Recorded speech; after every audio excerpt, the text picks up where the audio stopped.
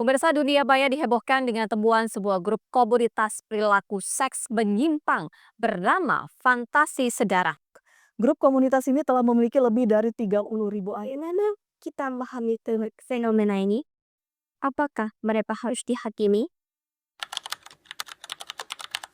Fantasi Sedara adalah imajinasi seksual atau emosional yang melibatkan anggota keluarga seperti kakak, adik, orang tua, bahkan paman atau ibu. Dalam psikologi, fenomena ini termasuk dalam kategori tabu. Namun, perlu diingat, fantasi berbeda dengan perilaku nyata.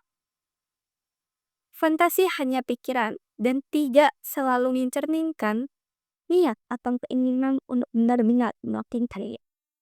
Fenomena ini menyita perhatian banyak ya. Orang-orang bertanya, apakah mereka tidak malu? Apakah ini bagian dari menormalisir penyimpangan? Kenapa mereka berani mengucapkan hal tersebut? Namun, jika kita lihat lebih dalam, grup tersebut justru memperlihatkan betapa banyaknya orang yang memendam luka psikologis yang tidak pernah diberi ruang untuk dibicarakan. Mereka datang bukan hanya dengan fantasi, tapi dengan sejarah masa lalu, seperti pengalaman masa kecil yang penuh dengan kekosongan emosional, relasi keluarga yang takut, bahkan trauma yang belum terselesaikan.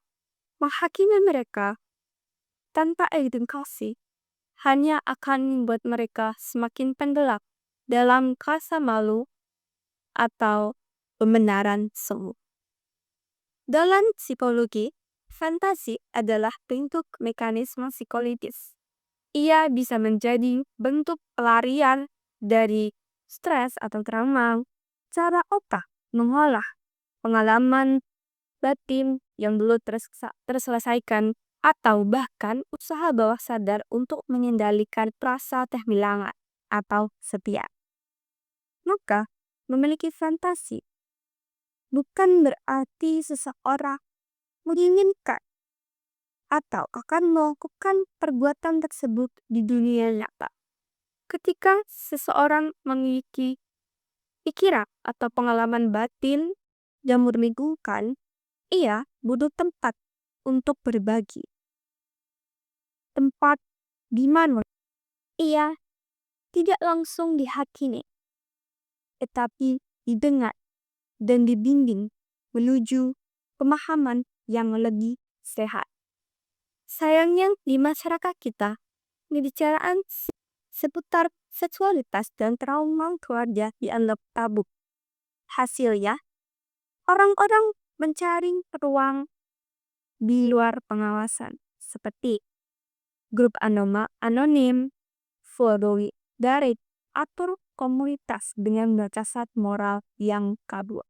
Ruang aman bukan berarti tempat untuk membenarkan segala sesuatu.